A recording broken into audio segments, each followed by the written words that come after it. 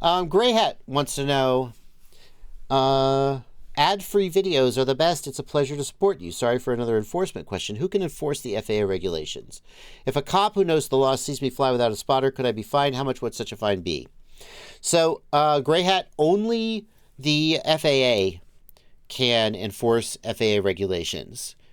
Federal regulations can only be enforced by the federal government. So the way this works is that the FAA becomes aware of someone violating regulations. The FAA gathers evidence. The FAA then writes that person a letter and says, you're in violation. And if one were to try to fight it out, one would end up in front of a federal judge with one's own lawyer arguing with a lawyer from the FAA about you needing to be fined.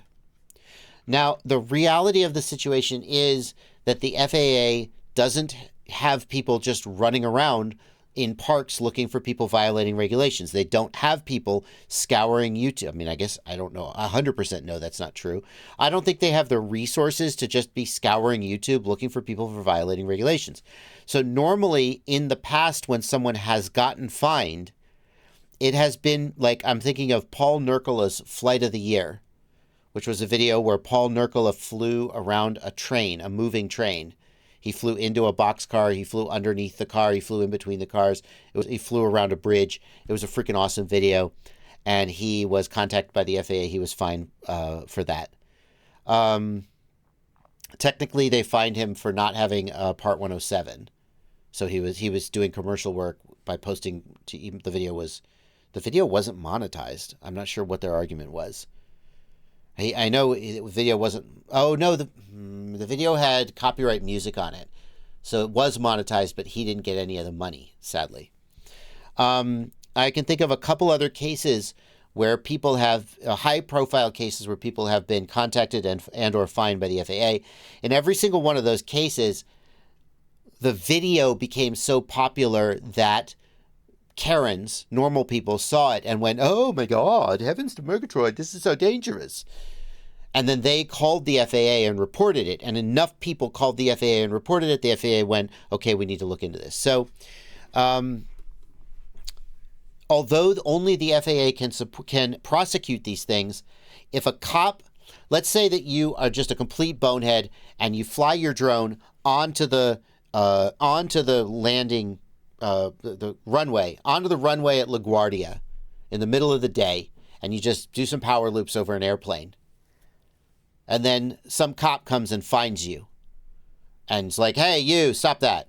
Okay, so the first thing they're going to do is they're 100% going to arrest you for something. Who the frick knows what it is? They're going to find a reason to arrest you. Probably the state of New York is going to bring some kind of charges against you. Set that aside. They're going to go to the FAA and say, hello, I am so-and-so with the such and such organization. Here is a giant mountain of evidence that this person did something in violation of regulations. Let me know when you'd like me to show up and testify. So they will assist in the prosecution, and that's what you got to worry about. Well, you probably don't have to worry about it because realistically, it's probably not going to happen. But that's how it does happen, if it does happen. The fines... Yeah, Blinty, go ahead.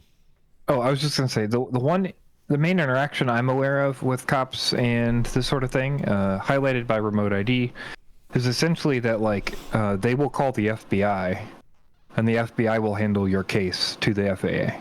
Right. Whether that's looking up your remote ID information or whatever. Like, basically, their only ability, if they don't have a local or state or whatever their jurisdiction is to handle it, they essentially take your info, get you for whatever they can get you for, and then they pass that information with all the evidence to an FBI person, and they do whatever they do. They look up your remote ID number, they pass it on to an FAA investigator, that sort of thing is sort of how the process works. Because the FBI is the federal government. That's the key distinction. Like, your local state, county, town police can't enforce or prosecute FAA. They can only gather evidence and submit evidence.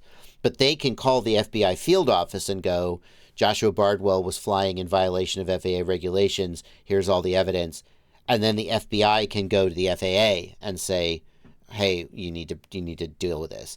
The difference, I guess, Blunty, would be that the FBI is going to deal with criminal charges and the FAA is going to deal with civil fines. Is that correct? However, the examples they gave of remote ID was that in any case where the police needed to look up the identification of someone with remote ID, supposedly that could be civil, right? But I'm not really sure. But they said that they would pass that information to an FBI agent, and the FBI agent would log into the FAA database and get that information pulled for the police.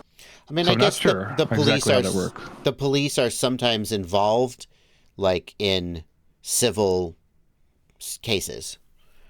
Even like when Yeah. when I get evicted from my apartment, when my landlord evicts me from my apartment, the sheriff shows up.